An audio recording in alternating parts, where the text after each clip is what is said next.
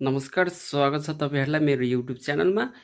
75 डेसम्म चाहिँ non stop video बनाउने क्रममा आज चाहिँ म 45औं दिनमा छु र आज चाहिँ म कुरा गर्न गइरहेको छु हाम्रो हुनेवाला न्यू प्राइम मिनिस्टर बालेन शाहको बारेमा।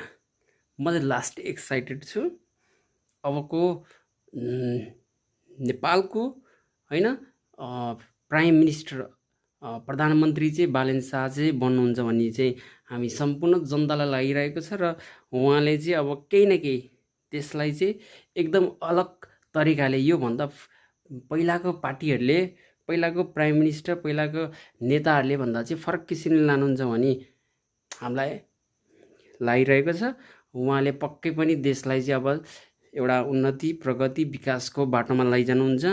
उहाँलाई चाहिँ धेरै धेरै शुभकामना छ। म त्यो दिन हेर्नको लागि उहाँले शपथ लिएको दिन हेर्नको लागि चाहिँ एकदम आतुर भएर बसिरहेको छु।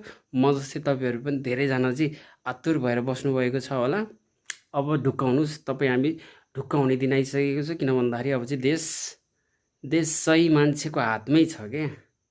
जसले जे भने पनि कतिले उहाँलाई मन पराउँदैन त्यो छुट्टै अलग कुरो हो। मन नपराउने पाइयो। सबैजनालाई सुख सबैजनालाई खुसी दिन कसैले पनि सक्दैन।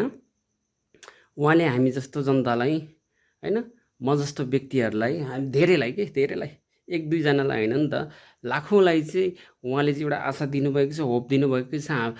देशमा केही हुन्छ कि भन्ने उहाँले बनाउनु भएको छ। त्यसको लागि चाहिँ हामी उहाँ हृदयदेखि नै उहाँ पछि आभार प्रकट गर्दछौं र उहाँले केही न केही खत्रै गर्नुहुन्छ। यो चाहिँ म एकदम ढुक्क छु। म जस्तै तपाईहरु पनि ढुक्क हुनुहुन्छ होला।